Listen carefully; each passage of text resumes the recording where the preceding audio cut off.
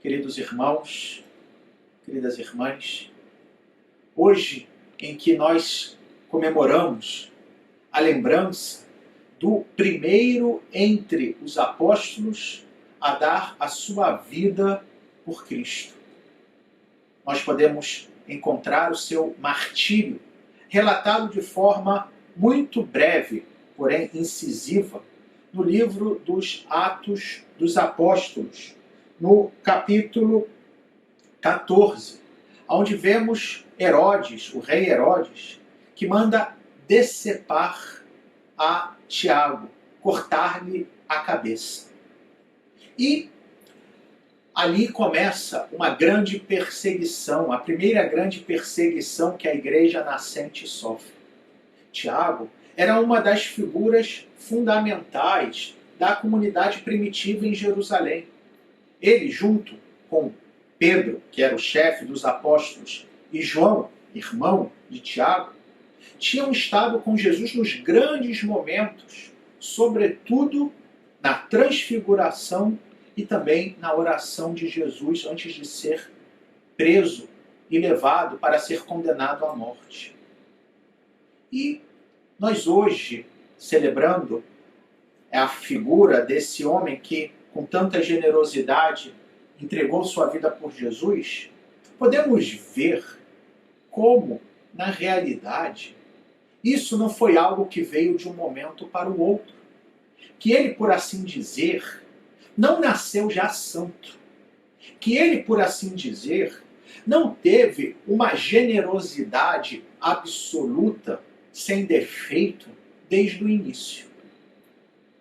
Quando nós vimos na proclamação do Evangelho de hoje, como a mãe de Tiago e João, que eram filhos de Zebedeu, era o nome do pai deles, segundo uma outra passagem, quando Jesus está sendo crucificado, parece que a mãe se chamava Salomé, e que talvez fosse prima de Nossa Senhora.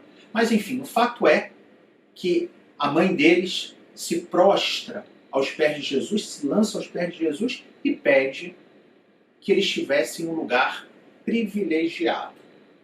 Vivemos aqui como os sentimentos do coração deles, porque é óbvio que a mãe deles não fez isso sem que eles soubessem e que no fundo desejassem que realmente isso fosse feito.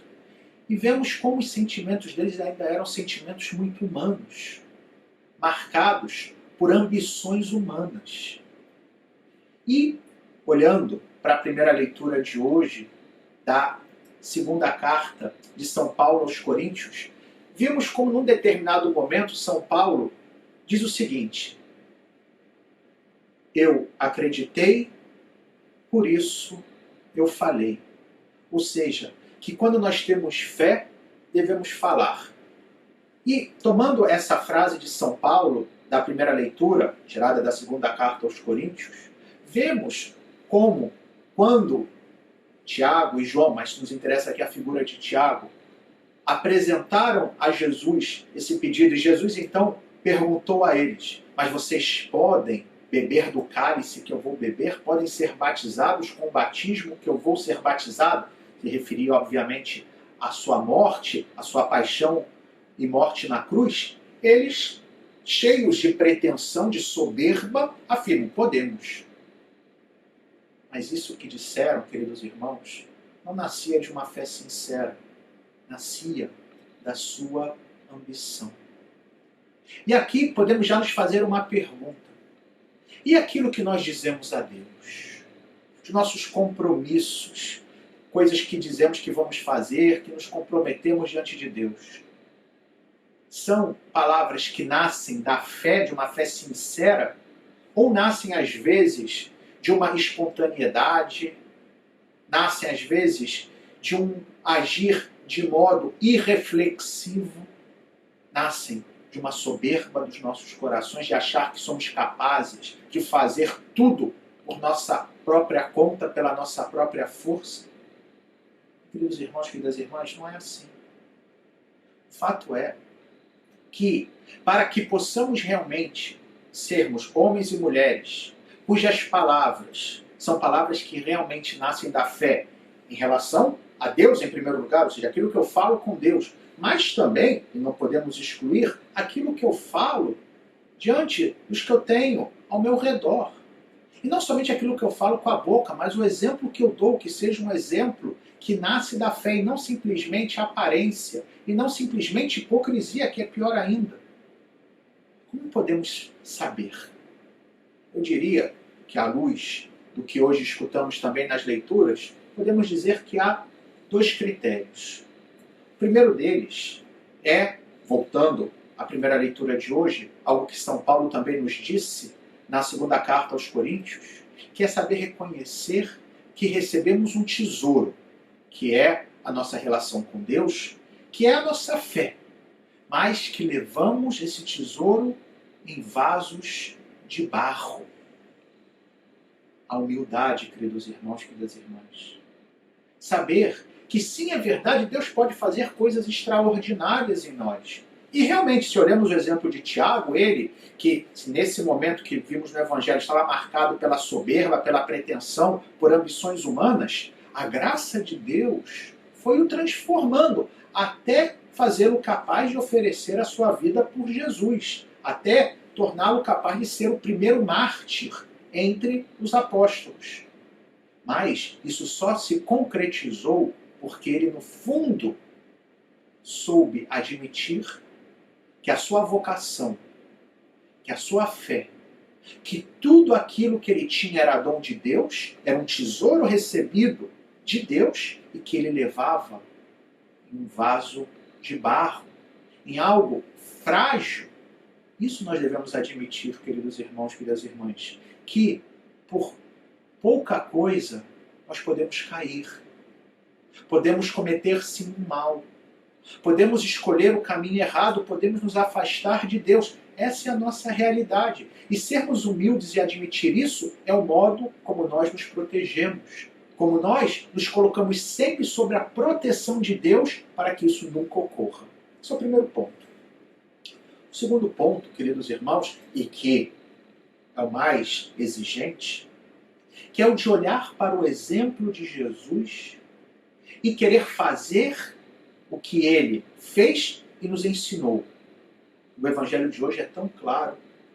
Logo após os apóstolos terem visto o que a mãe de João e Tiago fizera e ficaram enciumados, porque eles também queriam ter os lugares privilegiados, e começam a brigar entre si, e nós vemos como eles ainda estavam tão marcados pelo egoísmo, marcados por sentimentos que no fundo não eram aqueles que Deus quer que nós tenhamos, mas que infelizmente tantas vezes temos no coração. E Jesus então dá a eles essa recomendação, afirmando: quem quiser tornar-se grande, torne-se o vosso servidor. Quem quiser ser o primeiro, seja o vosso servo. E aí ele mesmo se coloca como exemplo, porque de fato foi o que ele viveu.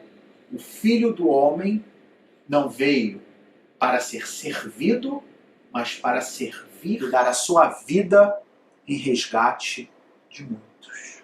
E eis aqui, queridos irmãos, queridas irmãs, junto a admitir que o tesouro da nossa fé, da graça de Deus, levamos em vasos de barro, o outro critério para que possamos falar e agir movidos pela fé é querer imitar esse exemplo de Jesus. Querer fazer-se servo de todos. E não simplesmente como uma intenção poética, mas como ações concretas na minha vida. Servir os demais. Não querer ser servido, mas servir. E aqui, queridos irmãos, queridas irmãs, podemos entender também, em certo sentido, o refrão do Salmo responsorial, quando dizia: aqueles que lançam as sementes entre lágrimas ceifarão com alegria. Porque servir é algo exigente, não é fácil, não nos vem naturalmente, essa é a verdade. Nós somos todos egoístas. Nós todos temos o rei na barriga. Eu, em primeiro lugar, quando digo isso, não falo para vocês. Estou diante de Deus falando para mim mesmo. E às vezes exige lágrimas, de ir contra a minha tendência de querer ser servido. em deixar de lado os meus caprichos, em às vezes, quando, de repente, numa determinada situação, eu tenho que contradizer o que eu gostaria de fazer para poder vir encontro às necessidades dos outros. Isso é exigente, é um sacrifício. Porém, aqueles que lançam as sementes entre lágrimas, ou seja, aqueles que vão contra essa tendência, podem ter a certeza que ceifarão com alegria. E qual é o fruto que nós vamos ceifar? Essa fé sincera. Esse poder dizer como Paulo, eu acreditei, então falei. Eu acreditei, então vivi de modo coerente, sabendo que esse tesouro levo em vasos de barro, sabendo que eu devo a cada dia continuar imitando a Jesus, que não veio a ser servido, mas a servir. E assim, também eu, como Tiago, poderei beber do cálice de Jesus e receber o batismo que ele recebeu. Louvado seja nosso Senhor Jesus Cristo, para sempre seja louvado.